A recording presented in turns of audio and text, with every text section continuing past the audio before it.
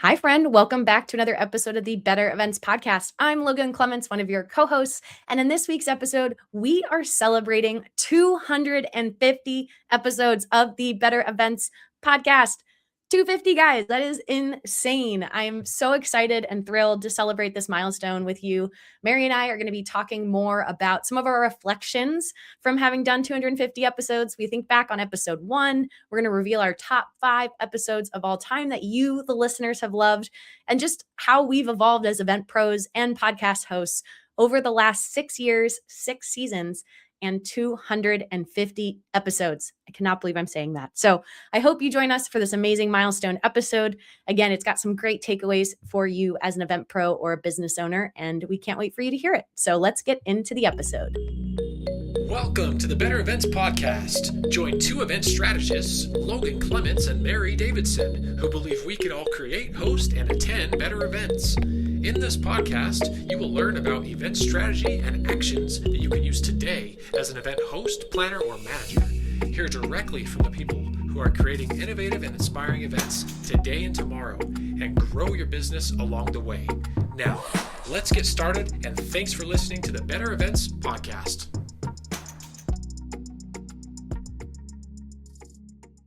Hello, everybody. Welcome to episode 250. This is such a milestone for us. Thank you so much, listeners, for being here for this episode, but also for perhaps all other 250 episodes. Whether it's just been a few episodes or maybe you've been here from the beginning, we super appreciate you. So thank you for celebrating this milestone with us today. And we have a fun episode planned, but before we get into it, of course, we have our conversation starter. So Logan, happy 250 episodes. How are you feeling about that?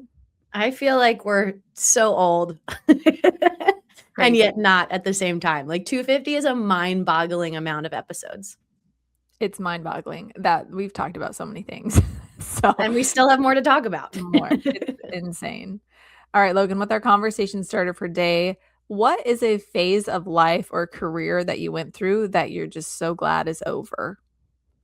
Oh my gosh. Yeah, I feel like, well, we've had some milestone, like we've been talking, I think, both here with this episode and then our workshop that we did about starting your event business definitely put me down a bit of a rabbit hole, like going back and reflecting on what 2016 Logan was like when she was starting her business. And that led to what was 2014 and 2013, like younger Logan, who was like a baby professional at times. And I think I'm really happy that I'm done with the phase of like from grad of college to your first job or second job, like that whole process, while exciting and you're young and you got all this, like the world is your oyster. I actually, looking back and, actually reading like journal entries I made, like it was a really tough time.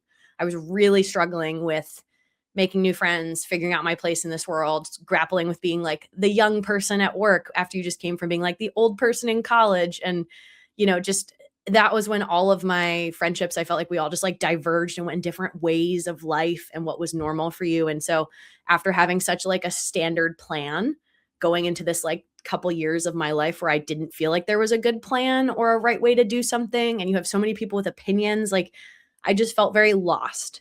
So I am very grateful to not be in that phase of my life anymore. This is a deep conversation starter. Mary, how about you? What about you? What's a phase in life or career that you went through that you're glad's over? So we mind linked because I was actually thinking about a similar time in life, so kudos to everybody who's out there going through figuring out that post college thing. I'll backstep just a little bit with like figuring out what to study is not something that I want to ever do again. And for those people who like didn't do higher education, I'm almost like jealous of that because it was like so hard to figure out if it was even worth where I spent my time because of where I've ended up. Now, obviously, depending on your career path, that's going to look different. But yeah, that was such a challenging thing to just basically I had to decide, what do I want to study or do I just want to finish and just get my degree in something so that I can be done? And that was so hard to figure out because you feel like you have to make this pivotal decision about what you're going to do with the rest of your life. And I didn't do anything that I studied with the rest of my life. So yeah, it just retrospect is I don't ever want to go back to that phase of my life. I'm just glad it's over.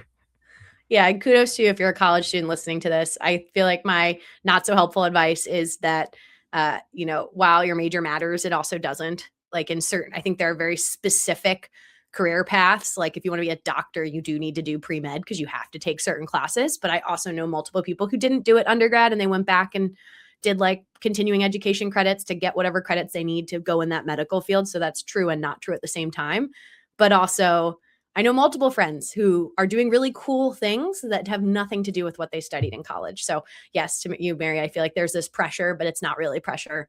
Just like I feel like the pressure from my phase that I mentioned, like, was a lot of like inward pressure. And a lot of it's just like understanding, like, we all have to go through that phase. You were always going to be new at whatever you're doing. It's just getting comfortable at it. So, yeah, deep conversation starter. Hopefully, we took you somewhere. Listeners, maybe you don't want to be there anymore, but you'll show how much you grew if you think about a tough time in your life. But a little bit about why, or what we're going to come to you with for this 250th episode. When we started, I will admit, we had no idea what our podcast would become. Like, I think we knew and we wished and we hoped it was going to be something we continued doing. But we really want to take this episode to reflect on this milestone because I did a little bit of research and it was very hard to find concrete sources. But according to Riverside, which I'm linking to this article, 80% of podcasts don't survive past their first 10 episodes. So we're 25 times that with 250 episodes. So I would say I'm pretty proud. I had found some other stats that were even more impressive of just how many make it as far as we have in terms of consistency. But I couldn't find good. That was like mainly on Reddit. So it felt not very sourced or scientifically proven, but I'm pretty impressed with what we did. And so I think to start off, I want to think about episode 1, Mary. If we were to re-record episode 1 today, what do we think would surprise us the most? And before I do that, I do want to show all of us here, listeners and Mary and I, here's a lovely screenshot of us from episode 1. And while I think we haven't aged a day, I do think we look a little different. I'm like in shock. I think we were our worst critics, but I have so many things to say about myself. Mary, you used to have a bow in your hair. I think my background has vastly improved. Yeah, I was in a different room completely in this. Yeah, it cracks me up. I'm like, we haven't changed at all. But then you look at it, I'm like, oh my gosh, I looked so much younger. I know. I still wear that jacket though, so that stayed strong. There we go. Yeah, style hasn't totally changed. But yeah, Correct. I guess, Mary, what came up for you when listening back to episode 1? Like, was there anything you'd change or what stood out to you? So I have to say this. It's my audio. It drives me crazy. But I remember at the time I was like, I just want to get started. So I didn't invest in a mic yet. I don't remember if that was because I was like, I'm just going to see if this is going to work or if it was like on its way. I don't remember. But there were, I think, like 5 episodes where I was just using headphones. And it's not a big deal, but audio matters for sure. We talk about it all the time. So that is just technically something that will always bug me about our first few episodes. Yeah. I mean, it's vastly improved with you having a microphone.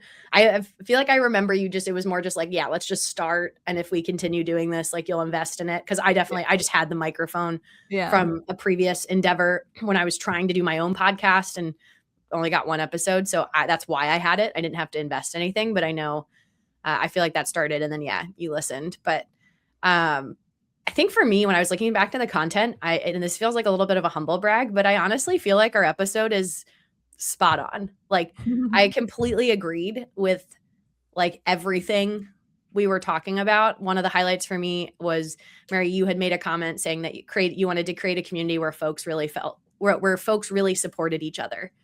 And I think that was something that I was like, gave me a little chills to hear it listening back because that was from April 2021 and we're listening to it now, in the spring of 2026. And it's like, oh my gosh, we've made that. Like we've made some amazing connections through this podcast and through our community and our conference.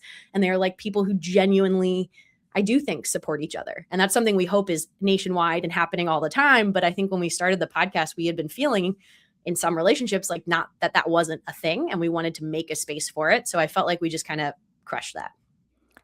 I love that you called that out because that really is the purpose behind why we started it and I think what keeps us going for sure. One of the things that we mentioned, we gave examples of things that we were going to talk about on the podcast. And one of those examples was like, we'll talk about how to hire a caterer. And one of our running jokes up until this point, episode 250, is that we have never talked about catering on this podcast for a full episode topic. So that was just, I was like, this is hilarious. That's why there's so much more to talk about. If we haven't even talked about catering, we haven't even cracked the surface of events at episode 250. Oh my gosh, yes, that is one of the tops. We're like, yeah, we're gonna do that. We still haven't done that, but coming, we're aspirational for season 6 that we are gonna get a caterer on. I also was laughing out loud, Mary, that I had been talking about my clipboard with storage since episode 1. Yep. I didn't realize how much I probably talked about it, but I still love it to this day. You know it's real when you have talked about it from day one, so it's good. Literally. And yeah, I just feel like everything was really relevant. I had a little bit of a full circle moment because I listened to this episode when I was at the Olympics. And in the episode, I had mentioned that the most iconic event was the Olympics. Yeah. And I was actively at my 4th Olympics that I've ever worked. So that was really cool. Because at the time of that recording, I'd only been at 1 Olympics back in 21. So that was really fun just to be able to, or no, I hadn't. Yes, I'd been at my first, but I hadn't had like a paid role. So yeah, that was really, I don't know. I loved episode 1. I really wouldn't have changed much. I wrote that down too, that you did that, because I was like, oh my gosh, this is iconic. Logan's literally at the Olympics, like, and you talked about it. The only last thing that I'll add about episode 1 is that I think it's really cool that people go back and listen. So listeners, we've heard this from a number of folks who've reached out. So I'm assuming, it's true. The numbers make it look like it's true that some of you discover this podcast in one way or another, and then you're like, wow, this is good. So thank you for thinking that. And then you're like, I'm going to go back to the very beginning and listen from episode 1, which is insane. And we love that you do that. And especially because it still kind of holds up. So thank you. Yeah, we've had a love-hate relationship with that, because I'm always like, oh, we've gotten so much better at what we do since episode 1, but it is pretty cool that it's evergreen. And with that, we're going to actually transition to talking about our top 5 episodes of all time. And we're going to give you the names. We'll link all of them in the show notes, and we'll just briefly say why we think it resonated and one thing we might expand on or revise. And I do want to caveat, because I am a little annoyed. We had to switch podcast platforms last year. And with that process, I will say analytics do not feel 100% accurate. Like, I feel like we lost the data on some of our old episodes. Like, as Mary mentioned, we had a lot of our first couple episodes were always in our top 10. And that's based on my current analytics that I can see that's not the case anymore. So either you guys are loving the recent content, or we might have lost a little bit of data on some old episodes. So you'll notice the top 5 are kind of all over the place, but we did get some recent episodes that were in that list, which I don't think was the case when we did 150 episodes. But yeah, Mary, you have our 5th top episode of all time with caveats. What is it? It is episode 74, How to Start an Event Planning Business. And I re-listened to this episode, and I also humbly need to brag and say this was a really good episode. It was quite solid, I have to say. We gave a lot of really good information in there. And I think what we said is still true. So true that we made a workshop about it years later, which is actually crazy. Would not have anticipated that. But because this is a question that gets asked so much, it makes sense that this is an episode that has resonated with you all as well. So some of the things that we said are just like, we provided some really tangible business examples. And we also talked about the roller coaster of event planning and starting an event planning business. And so if you want to just have a little moment and see if you're interested in the workshop, maybe go listen to this episode, because it just is the tip of the iceberg for sure. I would say one thing, if we could like expand or revise on it, would be about we talked about fear a little bit. So the fear of getting started, if you're interested in planning an event or starting an event planning business, the fear that can sometimes be behind that. We just barely talked about it. And I think that that's like a really real emotion that holds a lot of people back. So I think we could expand on that a little bit more. And yeah, I think that those are my main things. But overall, super solid episode. Would recommend you go back and listen. I think that's going to be a theme of all 5 of these, to be honest, but I love it. Yeah, solid episode. Thank you, Mary. Number 4 of all time was episode 223, What is Day of Event Management, a behind the scenes deep dive. This came out in September of last year, so one of our more recent episodes. And like Mary mentioned, pretty solid. I think this is a great snapshot of a very specific offer you can have for events of managing just day of. And I think why it resonated, because I joked in the episode that I wished other people did this kind of snapshot behind the scenes deep dive. And I think that just resonated with our listeners, because they loved getting a window into both Mary and my process for what day of event management looks like. And I really think it was a good kind of overview of all the options and the challenges and the pros and cons of it. But one thing I probably would expand on was a new episode I think we could do, Mary, entirely about the concept of managing events that you're not actually on site for. This is something that I have not been super experienced doing. I just had one happen this year, and it was very interesting, like a personal struggle for me to manage, but try not to micromanage, empower, but also want people to feel supported. And that whole process of like, how do you manage having people do day of on-site stuff for you? So that I feel like could be an interesting follow-up. That'd be an awesome follow-up. Yeah, that's actually super intriguing to me as well. So I love it. More ideas from our past ideas. That's wonderful. And then our next episode, so this is our third top episode 196. So again, semi-recent, pre-event routines for event planners and event producers. This was a fun one to listen to. It was a fun topic, I think, to record as well. And because it was so recent, it felt really relevant for me. At least we talked about how we prep for events, and mine were still pretty much the same answers. And I think yours probably would be too, Logan. But it's a really tangible episode. So we talk about things like how and when we prep our car, like what shoes we wear, what we print out before we go on site. So if you're into that little last, bit of hustle before you go on site to an event, this will be a really great episode with a lot of tips and tricks. I think that we could just expand on if it has changed later on. I was thinking this would be a good episode for us to do also, like maybe even next season or something, where maybe we will have a lot of changes by then that we could share. But yeah, maybe part 2 coming later. Yeah, that would be it's like a time capsule of what we think is important. So love that one. And the penultimate, the number 2 episode of all time is episode 227, the business of events, scaling, budgeting, and ownership. This came out again in October of last year. So a season 5 episode.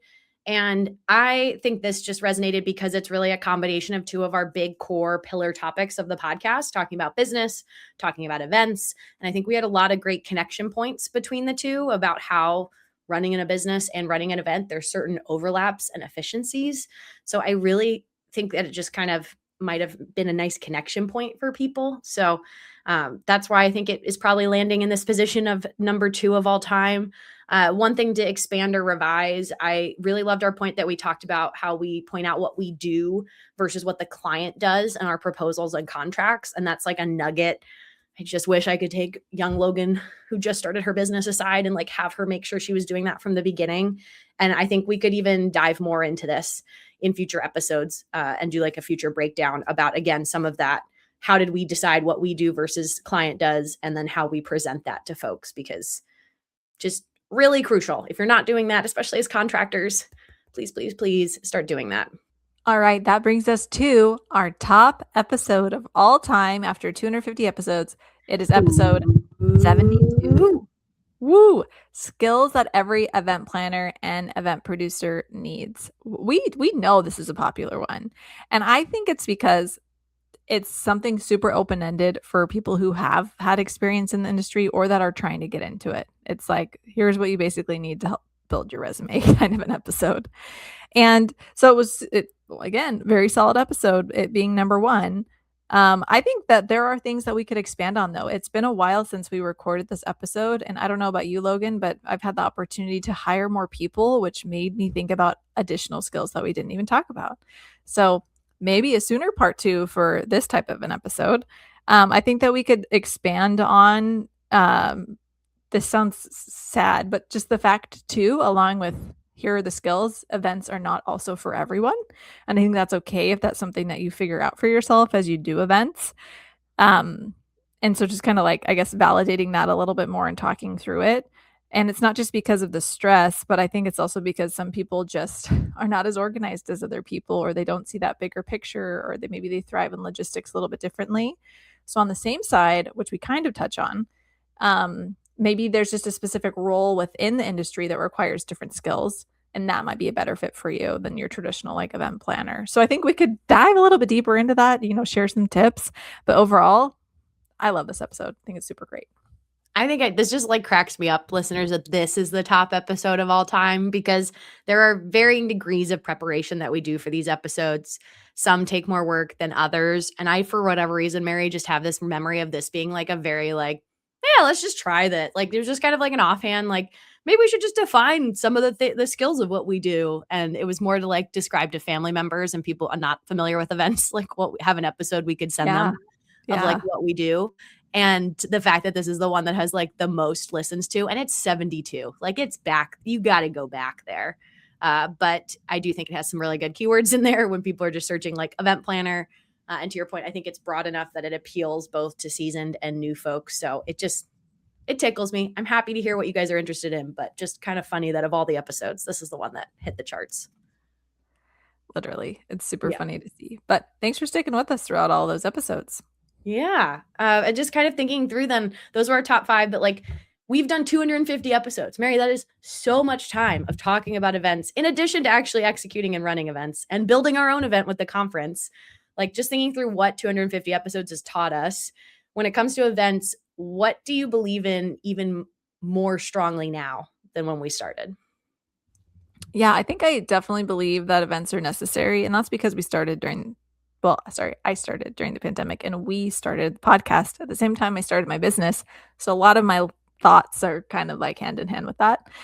And yeah, I just think events are necessary. That what they are or the form that they take, I think are different. But I'm super on board with the fact that there's value in people gathering together in one way or another for some purpose. So I love that.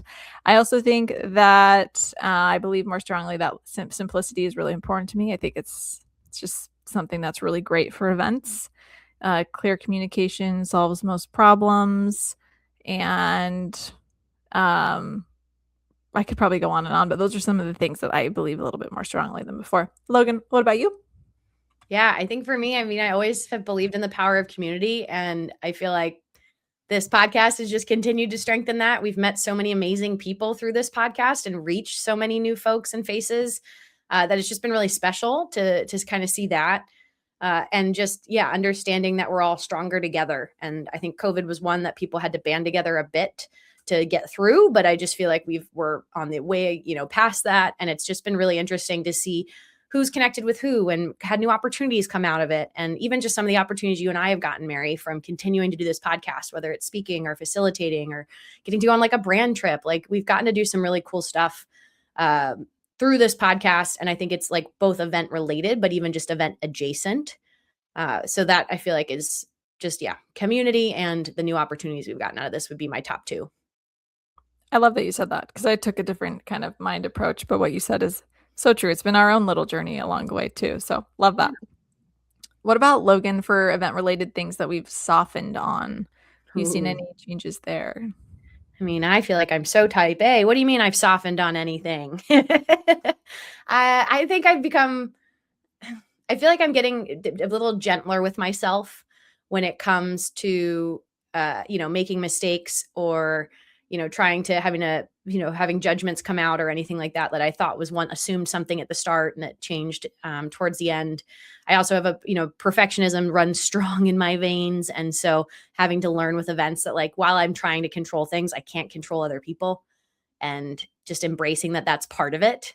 I think I catch myself on site saying a lot more than I maybe ever said, 6 years, 7 years ago, of just like, well, we can make plans, but like, as long as people are involved, people are going to people, and we're going to have to just roll with it of how we're going to react to this. And so I'm aspiring to continue to even be nicer to myself and have more grace for myself when things don't go according to plan. Or things I just didn't anticipate, just taking them as learning opportunities and not beating myself up so much about it. So that's probably one thing that I've gotten a little better at. How about you, Mary? Anything you've softened on?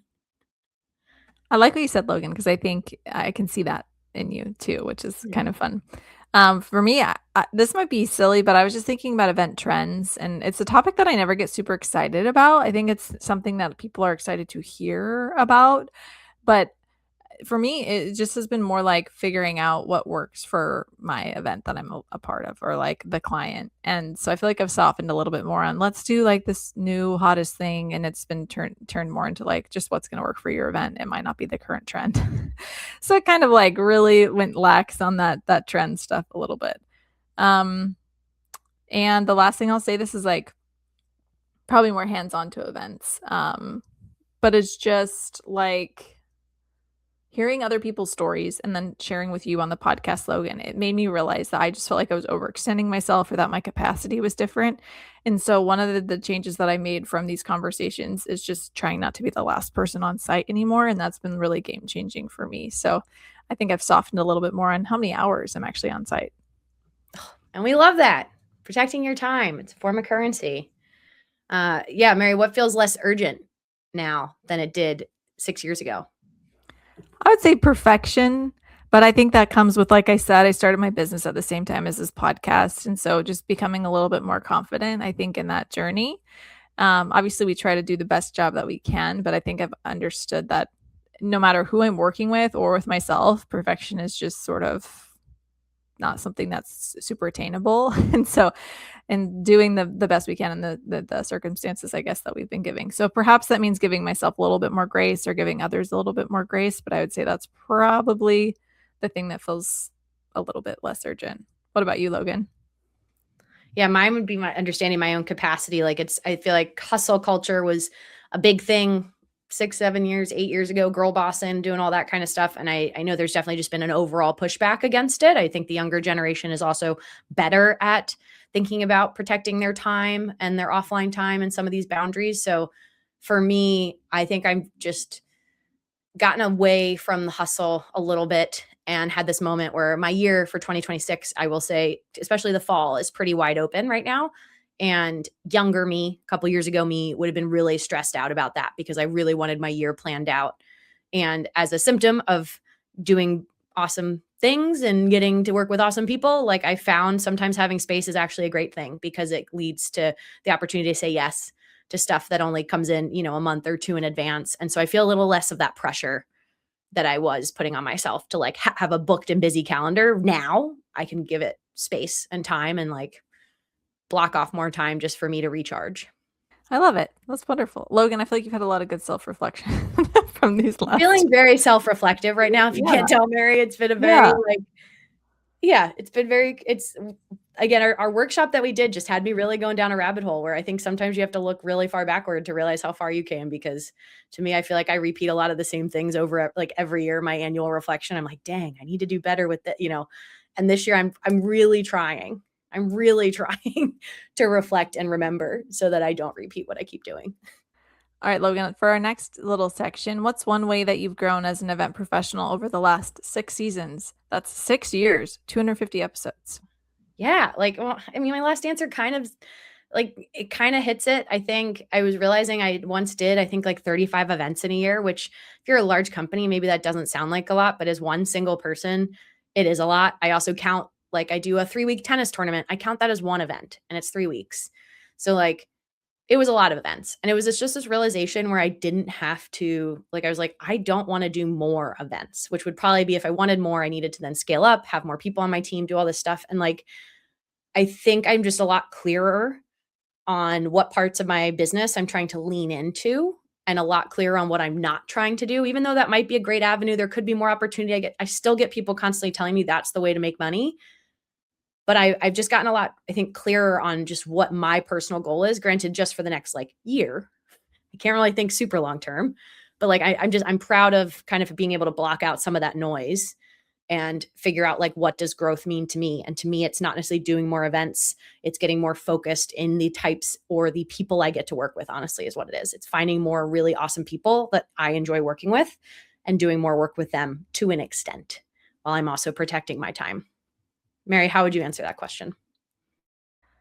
I think for me, it's just providing value. And I think that just comes with the confidence of having more time in business and podcasting. I think now, like anything we talk about, I want it to provide value. And I feel like I can recognize that more. And then also just in events and business, It's creating actual more value, like having more templates and making sure we're really being the experts in the room and things like that. So that's probably what I would say. And the podcast lets us do some of those things, which is pretty Yeah. cool.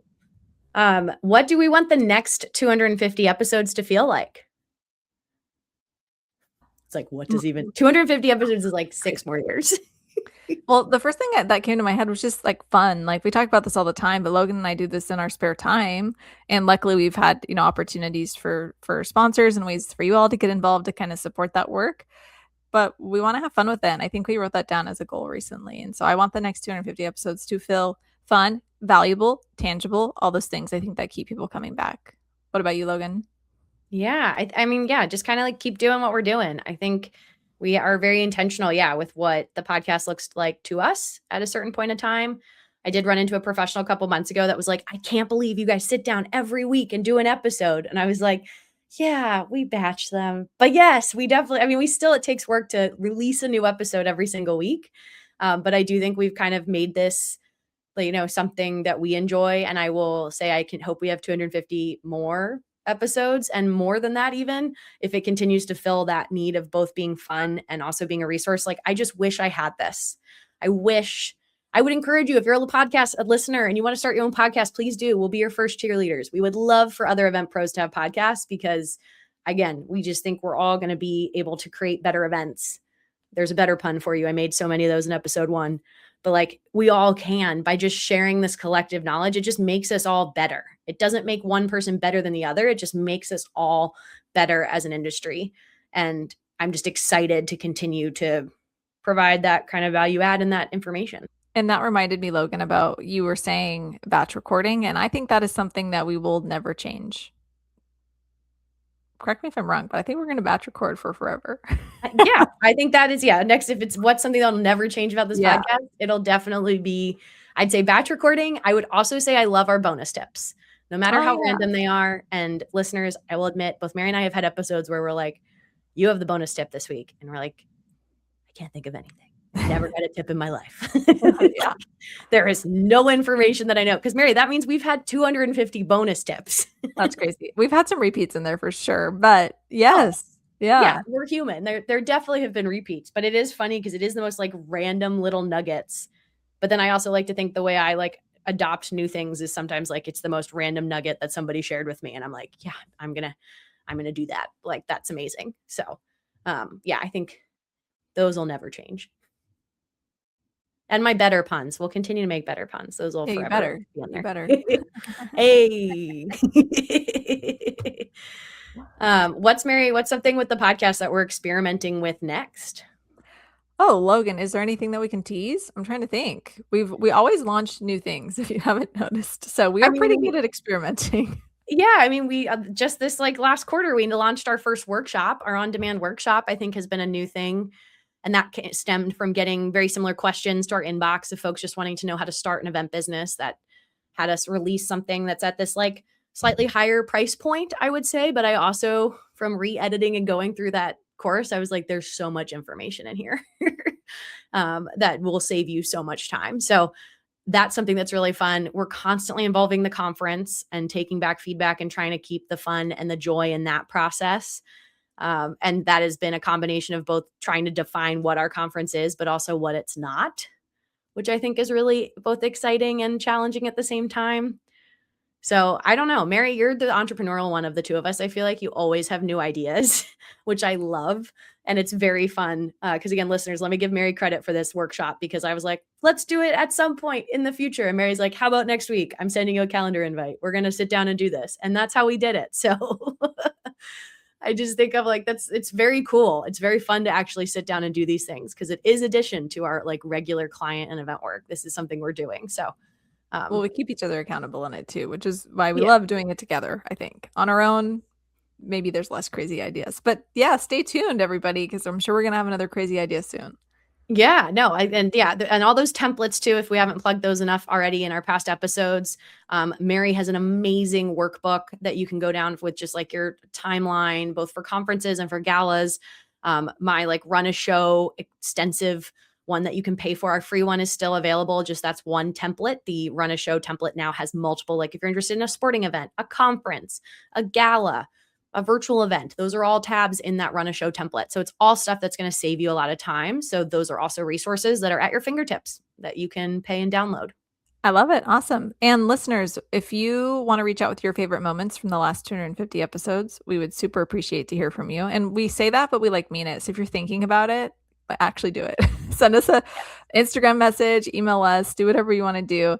And say one thing, like one episode or one thing that you remember that just has stuck out to you in the last 250 episodes. We would certainly love it. We would love to hear. It tickles us so much. This is such a we used to say all the time, it's a lonely thing to podcast because it's just Mary and I. And I think I've learned now there's more of you listening than we realize. So it's not lonely really, but it is always nice to get real feedback from you of just exactly what's resonating, or if there's anything you wish we'd talk about, because 250 episodes is a lot of episodes, a lot of topics. So we're always looking for new ones, especially ones you want to hear. So that's 250. We did it, Mary. We've crossed the threshold. I'm so proud of us. It's insane. Can't wait to do 250 more with you. And why don't you leave us with our 250th bonus tip? Go, Mary. Oh my God. I'm feeling so much pressure now that I know that's what this is. Well, my bonus tip that I wrote down before is what I'll do. So maybe it's not 250 episodes worthy, but I encourage you with the events that you are in charge of to schedule a mid-event check-in via email, or maybe it's a meeting, but at the very minimum, some email that you send out to your team, maybe whoever you're working with, just somebody whose feedback you want to get that mid-event, because you still have time to make changes. So it's a great time to get feedback so that you're not blindsided in your post-event debrief. So I encourage you to try this. I've had some clients lately who say nothing, some that say really nice things, so it's good to hear, and some that say, oh my gosh, I'm so glad we had this conversation. I'm glad this is part of your process. So I encourage you to try that mid-event check-in with whoever you need to be checking in with so that you have time to adjust and improve your process. That's a great bonus tip. I think that's worthy of 250, Mary. Thank you for that. And that brings us to the end of our episode. You can follow us on Instagram, Facebook, and LinkedIn at Better Events Pod. You can send us an email at bettereventspod@gmail.com. You can also connect with Mary and I directly on LinkedIn. We love to hear from you as well. Just make sure you drop in the note that you heard about us through the podcast. And if you want even more Better Events content and to support this work that Mary and I are doing, please join our paid private community over on Substack. You get access to quarterly bonus episodes, as well as our private Slack community that has a bunch of resource sharing and all kinds of good stuff happening in there. And as always, we thank you for listening, and we'll be back in your feeds again next Wednesday.